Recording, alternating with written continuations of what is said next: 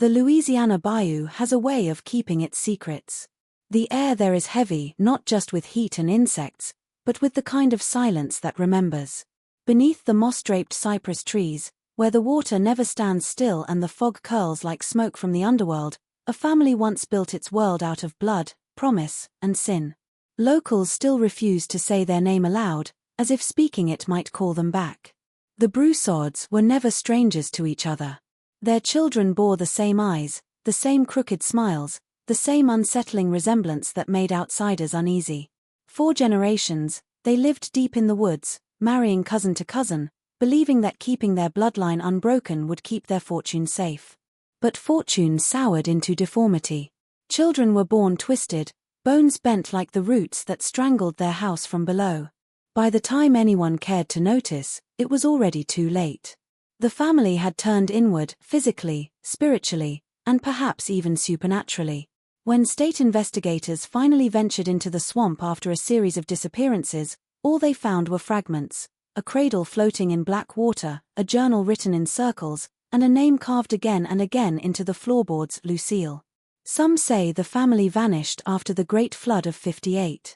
Others claim they never left at all, that the swamp took them in, preserved them, and that on certain nights, when the wind carries just right, you can still hear their voices whispering from the water's edge, calling each other home.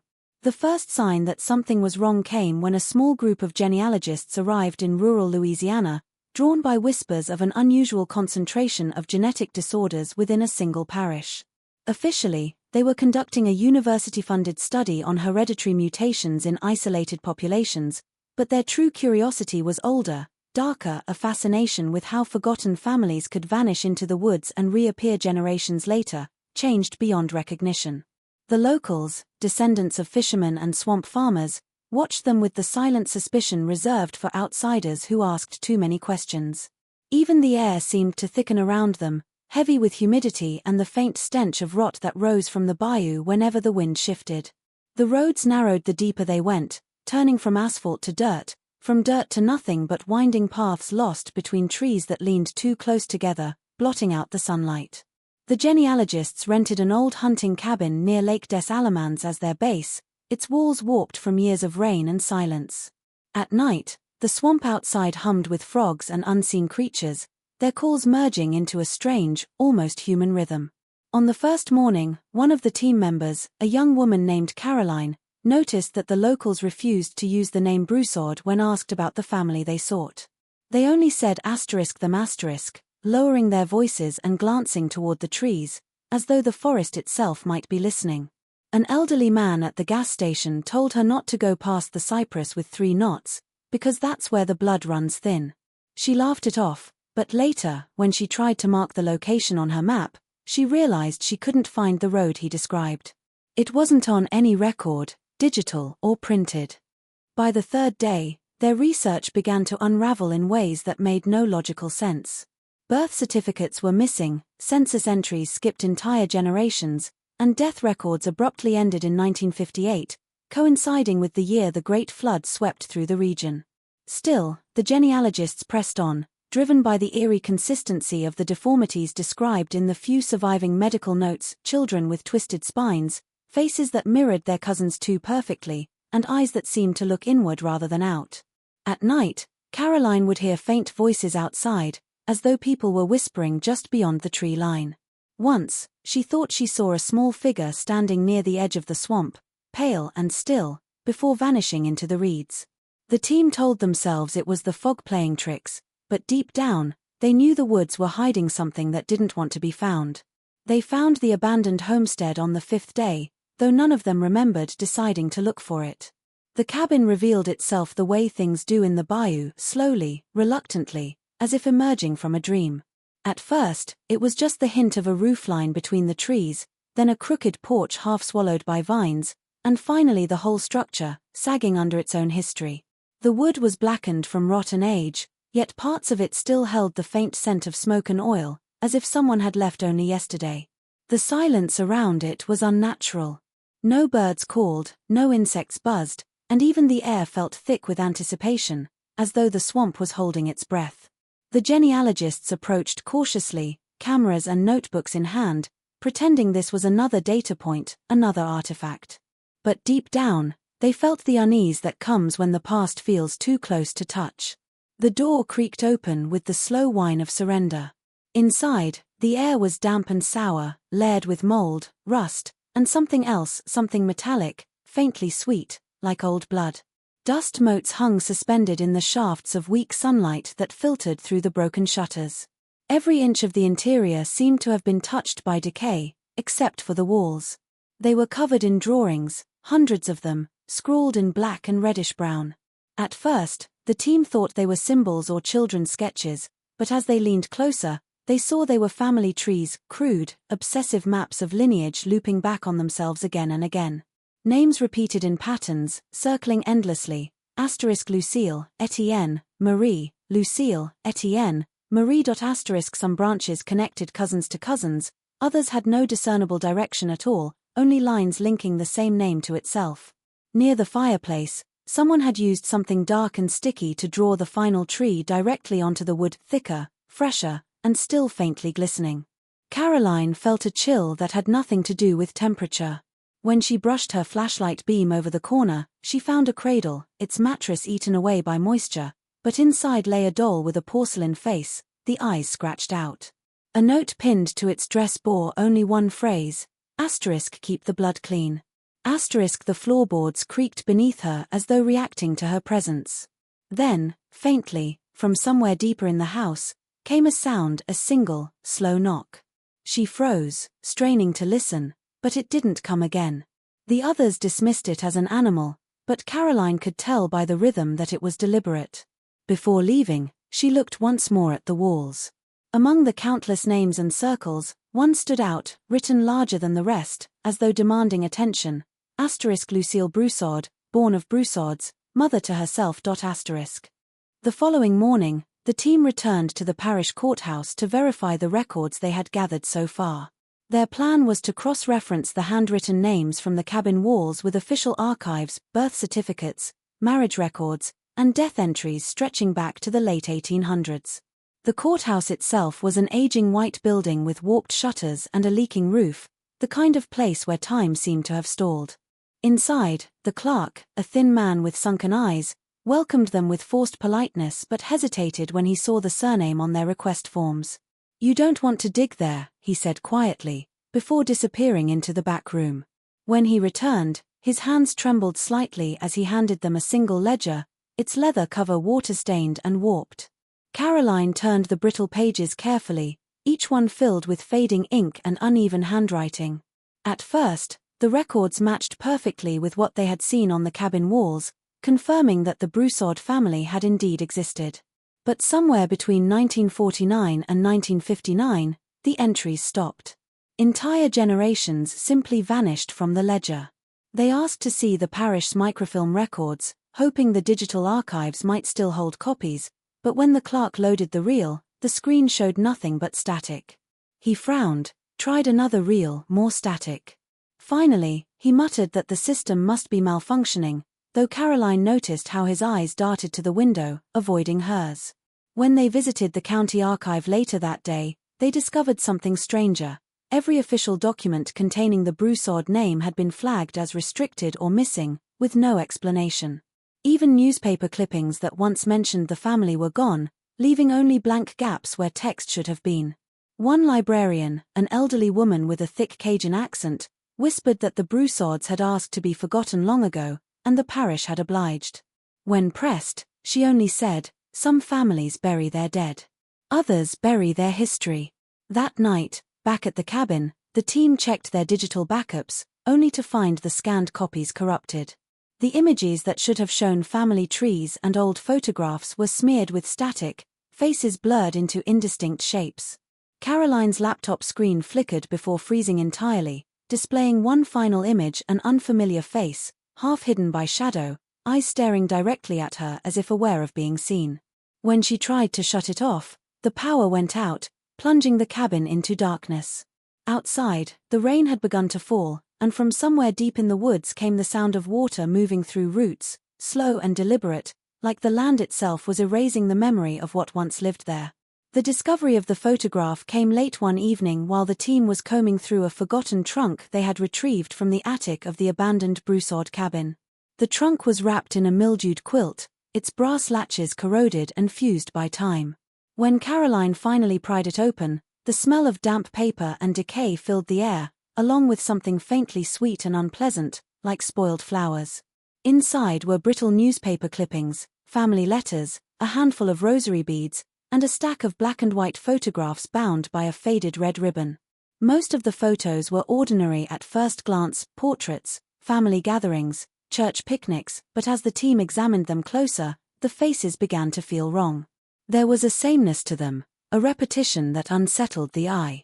The same narrow jawline appeared across generations, the same pale eyes, the same forced smiles that never quite reached the gaze.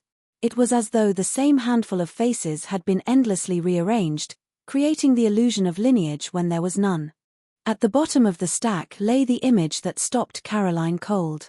It was a wedding portrait dated 1923, handwritten in neat cursive at the bottom, * Lucille Broussard and Etienne Broussard, a union of faith and family. * The photograph showed the couple standing side by side, dressed in traditional attire, but what struck Caroline immediately was how eerily alike they appeared. Their faces were near mirror images, the same cheekbones, the same hollow eyes, the same half-smile that looked more like resignation than joy. The more she stared, the harder it became to tell them apart. Even their posture seemed synchronized, as if they were two reflections caught mid-breath. Behind them stood a small group of relatives, all with the same uncanny resemblance, forming a background of symmetrical, ghost-like faces. When the team enlarged the photograph under a magnifying lamp, new details surfaced.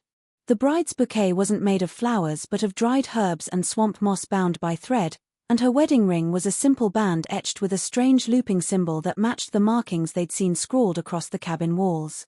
On the back of the photograph, written in faint pencil, was a sentence that no one wanted to read aloud, * when blood weds blood, the swamp remembers. * A chill passed through the room as Caroline traced the words with her finger. The ink had bled into the paper, as though the message had been written with something that wasn't quite ink. That night, she couldn't sleep. She dreamt of two identical faces staring at each other in the darkness, and in the space between them, something small and whispering, waiting to be born. The story of the child in the woods began as a rumor passed between fishermen at the docks, murmured in half-truths and nervous laughter. They said that when the fog rolled low across the bayou at dusk, a pale figure could sometimes be seen standing near the old Broussard property, barefoot in the mud, calling softly for Mama. Some swore they had followed the voice, only to find the trees growing thicker, the air colder, and the water beneath their boats rising higher with every echo. Others claimed that the voice didn't come from the land at all, but from the water itself, as if the swamp were speaking in the tone of a lost child. When Caroline first heard the story from an old man at the bait shop, she dismissed it as local superstition. But a week later, when the team was cataloguing soil samples near the edge of the homestead, she heard it herself, a faint, wavering cry that floated from the cypress shadows, high and trembling, the unmistakable sound of a young voice calling out in the stillness. The sound froze everyone in place. For a moment, no one spoke or moved, listening as the voice repeated the same word again and again. It wasn't frantic, but pleading, almost as if the speaker was searching for someone they'd lost long ago.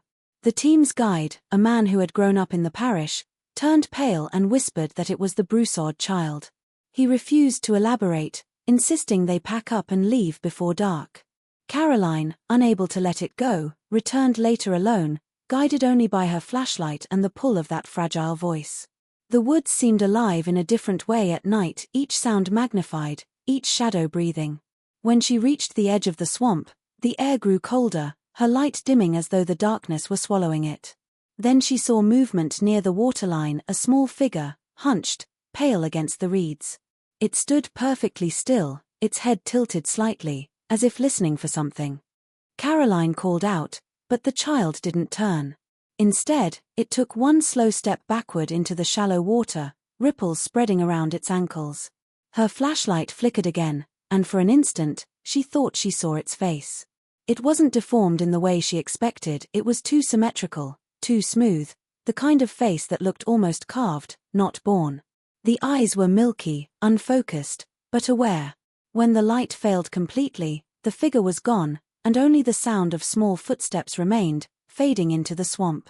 When she told the team what she'd seen, no one believed her, but later that night, they found tiny wet footprints on the porch, too small for an adult, too clear to have been made by anything but a child. The story of the Broussard bloodline was not merely one of human choices and mistakes. The locals whispered it had roots far older, tangled in the swamp's ancient power.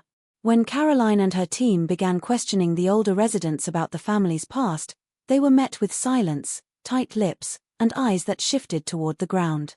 Only one woman agreed to speak, a frail Cajun elder who lived alone on stilts above the murky water, surrounded by jars of herbs and animal bones hung from her porch. She introduced herself simply as Tante Eloise. Her voice was soft but carried the weight of generations, and when she spoke of the Broussards, it was not in the past tense. To her, they were still here, just hidden by the fog. She told them that long ago, before the parish had churches or doctors, the Broussards had been powerful healers, known for their knowledge of roots, poisons, and charms. But their power came with a promise, a pact sealed under a blood moon to keep their lineage pure and their influence untouched by outsiders. They thought they were protecting themselves, Tante Eloise murmured, but the swamp listens to every oath, and it always asks for something back. According to her, the family began to turn inward after that night. They married within their own blood, believing that breaking the line would break the promise. Each generation grew paler, quieter, more secretive. Some were born with strange marks, spirals on the skin, birth defects shaped like symbols, eyes that changed color with the weather. The elders said these were signs of the swamp's favor, proof that their ancestors' spirits lived on through them. But when children started dying young, twisted by illness or fear, the people in nearby villages stopped visiting. Livestock drowned in shallow water, crops blackened overnight, and families who spoke against the Broussards found their wells tainted. The parish priest tried to intervene once, but he vanished during a flood, and his church sank into the marsh within a year. Tante Eloise told Caroline that what the family called keeping the blood pure was not a tradition but a curse disguised as devotion. Each generation renewed the pact unknowingly, binding themselves tighter to the swamp's will. "You can't bury blood," she said, her cloudy eyes fixed on the water beneath her porch. "It remembers. It always comes back." When Caroline asked what exactly the swamp had given them in return, the old woman smiled sadly and pointed to the dark water. Beneath the rippling surface, something moved, slow, deliberate, too large to be a fish. "It gave them life," she said softly, "and then it learned to want it back." The discovery of the graves happened by accident, though afterward Caroline could not help but feel that they had been led there. It was late afternoon, and the team was following a narrow, overgrown trail behind the Broussard homestead, one that seemed to disappear and reappear with every few steps. The air hung low and thick, the sky a dull gray that pressed down on the trees. They had been mapping the area for potential burial sites based on family documents, but none of the coordinates matched the terrain. The swamp, it seemed, had shifted over time, swallowing what it wished to forget. Caroline noticed a series of sunken mounds near the edge of a cypress grove, half submerged in black water, each one marked by a crude wooden stake. The wood was rotted and colorless, but carved faintly into the surface of each were two initials, always the same last name, *B. And always paired, *M.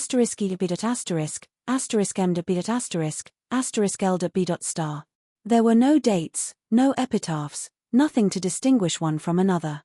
Just pairs of initials, as though each grave held not one person but two lives folded into one burial. When the team began documenting the site, their equipment started malfunctioning again.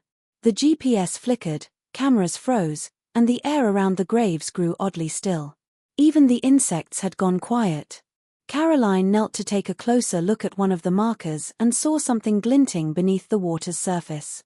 It was a rusted pendant, circular, engraved with the same looping symbol that had appeared in the Broussard wedding photo.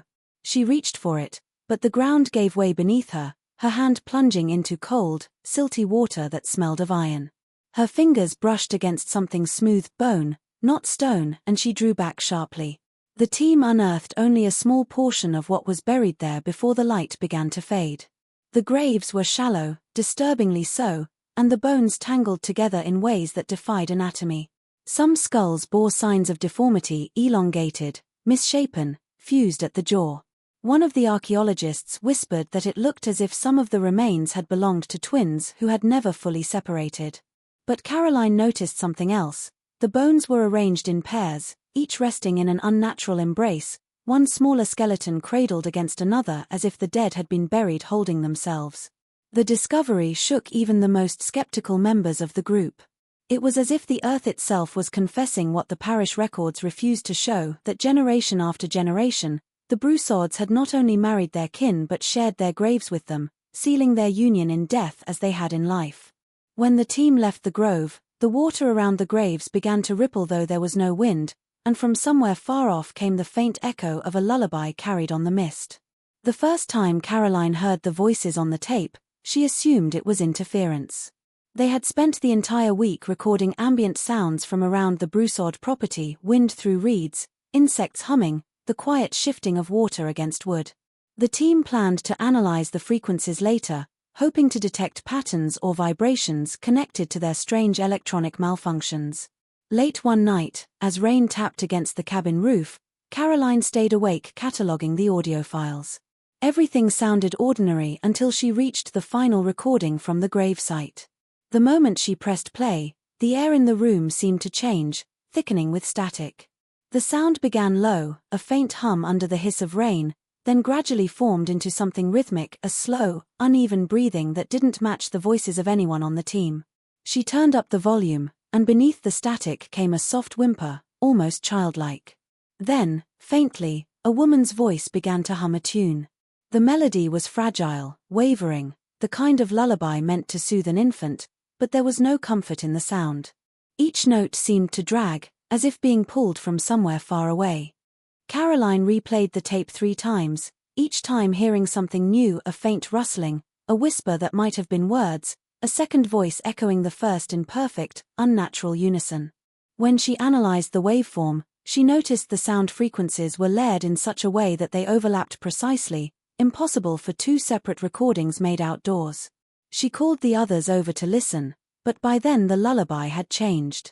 The voice no longer sounded maternal, it was lower now, hollow, echoing through what seemed like a vast, empty space. Someone in the group muttered that it sounded like water moving over stone. Caroline froze when she realized the words within the humming, something in French, repeated over and over. She couldn't translate it fully, but one word stood out, *sang *, blood. The group fell silent, listening as the tape crackled and warped. Suddenly, a high-pitched wail burst through the speakers, sharp and human, before cutting off abruptly.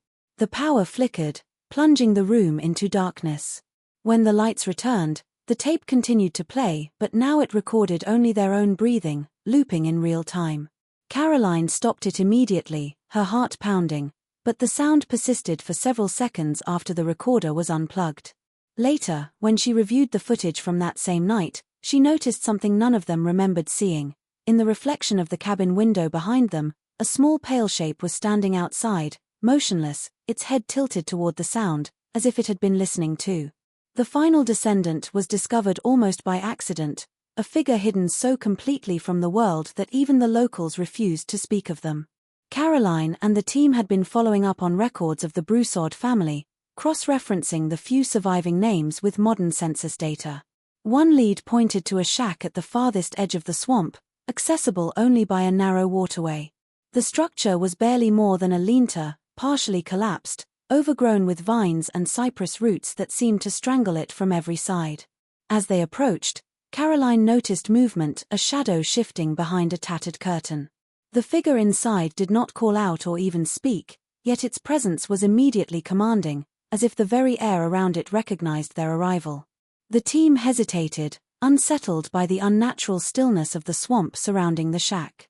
When they finally entered, they found a single person sitting in the corner, small and hunched, wrapped in a faded quilt. The face was pale and smooth, almost too symmetrical, with eyes that reflected light in a way that made them seem older than the body that carried them. Caroline could feel the weight of generations in that gaze. The descendant did not speak. No sound came from the mouth, yet communication was unmistakable. Caroline felt it in her chest, in the rising panic and sorrow, as though the figure carried every memory of the family within itself. The person's hands were oddly delicate, almost fragile, and their fingers bore the faint, spiral-like marks the old Cajun woman had described.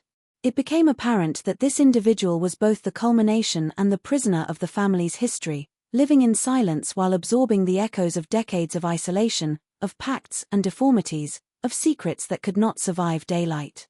As the team tried to document what they were seeing, the descendant moved closer, still wordless, and Caroline noticed something unnerving.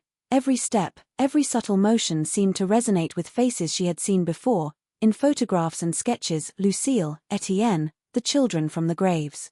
It was as though each ancestor was layered atop this one living body, visible only through the intensity of the eyes. When they offered food or clothing, the descendant accepted nothing, retreating again into the shadows at the edges of the room, a ghost among living witnesses.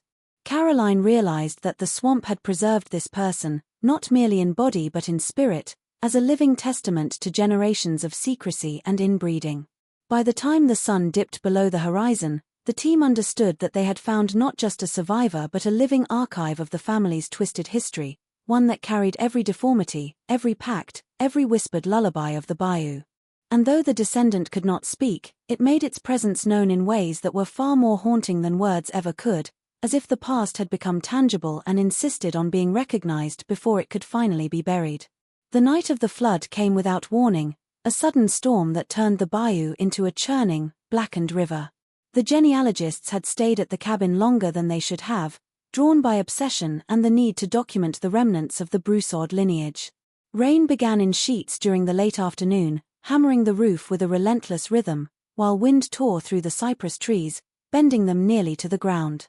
Water began to seep in through the floorboards almost immediately, creeping into every crevice and soaking the old maps, journals, and photographs they had gathered.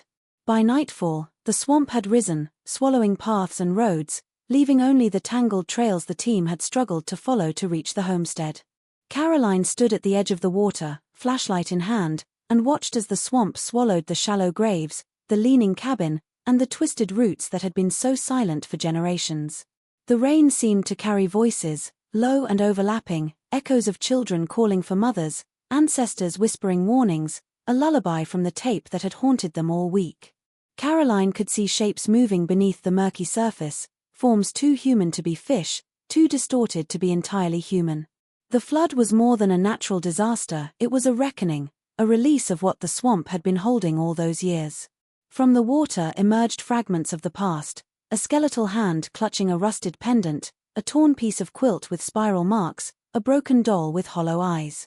Caroline realized, with a chill that went straight through her, that the swamp had been the family's caretaker, preserving the secrets, deformities, and spirits until the moment when water and time could no longer contain them. The team tried to retreat, but the rising water closed off their only exit. The cabin groaned and splintered under the pressure, and the air was filled with the smell of wet earth and something metallic. Caroline glimpsed a figure moving near the edge of the water, pale and almost translucent, the descendant they had discovered earlier, accompanied by forms that flickered like memories of those buried long ago. The water carried them closer, yet never touched them, as if the flood had freed them but not allowed them to escape entirely. It became clear that the story of the Broussards was not merely one of inbreeding or isolation, but of a force older than the family, older than the swamp itself, a power that had been awakened by their devotion to bloodlines and secrecy.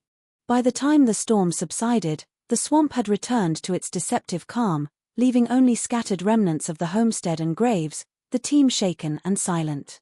Yet, beneath the still surface, shapes remained, waiting, preserved, and ever watchful, a haunting reminder that some mysteries are not meant to be solved, only survived, and that the swamp had claimed the truth in ways no ledger or photograph ever could.